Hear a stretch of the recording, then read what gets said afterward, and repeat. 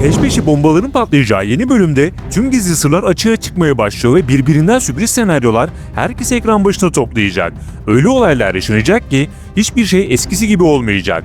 Videonun her sahnesini dikkatle dinleyelim. Ayrıca Eşref Rüya ile ilgili müjdeli haber tüm hayranlarını sevindirecek. İlk olarak bu güzel haberle başlayalım. 2 sezondur ekranlara damga vuran fenomen dizi Eşref Rüya, gelecek sezonda da yayın hayatına devam edecek. 3. sezon onayı alan dizi, Haziran ayının başında sezon finali yaparak tatil arasına girecek ve yeni sezonda kaldığı yerden devam edecek. Şimdi gelelim asıl bomba olayları ve sürpriz gelişmelere. Ölü Yaşar, ihtiyar tarafından kızıyla ilgili tehdit edilince gözünü karartıp Eşref'i mezara gömmek istedi ancak elbette Eşref yine kazanan taraf olacak. İşler Yaşar'ın istediği gibi ilerlemeyecek. Hem balıkçı ve adamların orada olması hem de Eşref'in elinde ihtiyarın Yaşar'a verdiği gizli dosyanın olması Ölü Yaşar'ın elini kolunu bağlayacak ve Eşref elini kolunu sallayarak kurtulmayı başaracak.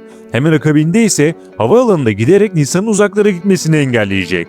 Son anda Nisan'a yetişen Eşref, onu alarak kendi himayesi altında korumak isteyecek. Eşref'in Nisan konusunda kararı çok net. Her ne kadar derin devlet Eşref'ten Nisan'dan uzak durmasını istese de Eşref hiçbir şekilde Nisan'dan uzak durmayacak. Onun rüya olduğunu öğrenmesi Eşref için tek geçerli sebep bile olabilir. Ayrıca üstüne bir de hamile olduğunu öğrenince Eşref için akan sular duracak.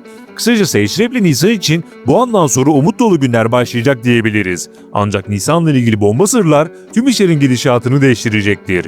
Diğer yandan Ölü Yaşar ihtiyarın son uyarısından sonra yine gerekeni yapamayınca kızı konusunda büyük bir sarsıntı yaşayabilir. Bu nedenle kızı için her şeyi yapabilecek biri olan Yaşar yeni bölümde tüm gemileri yakarak asıl büyük planını uygulamak isteyecek.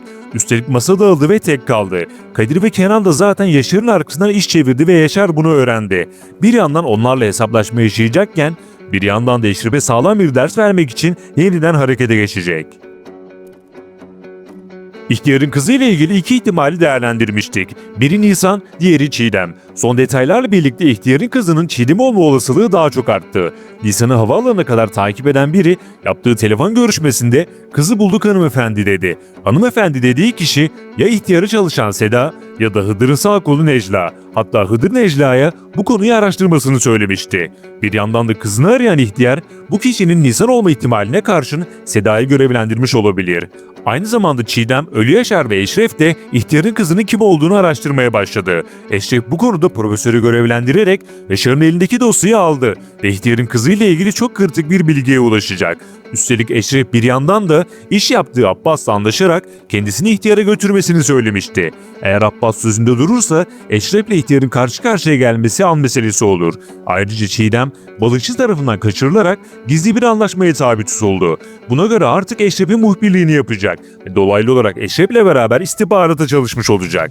Belki de Çiğdem ihtiyarın kızını araştırırken aslında bu kişinin kendisi olduğu sonucuna ulaşacak.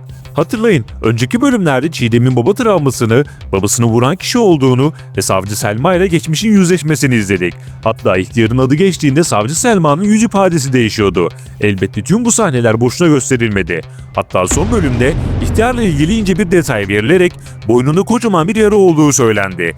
Belki de Çiğdem babasının boynundan vurdu ve kurşun sıyırarak son anda babasının hayatta kalmasını sağladı. Kısacası son detaylara göre Çiğdem'in ihtiyarın kızı olma olasılığı daha yüksek. Elbette bir de Nisan ihtimali var. Ancak Afra'nın Dinçer tarafından öldürülmüş olması bu ihtimali fazlasıyla zayıflatıyor. Çünkü Dinçer ihtiyarın adamıydı ve ihtiyar kendi kızını öldürtmüş olamaz. Şu an tüm oklar Nisan'ı gösteriyor ancak büyük bir ters köşeli Çiğdem olacağını düşünüyorum. İntikam peşinde koşan Gürdal bir anda Cumali Koçovalı'ya dönüşerek intikamını aldı. Peki Cahit öldü mü?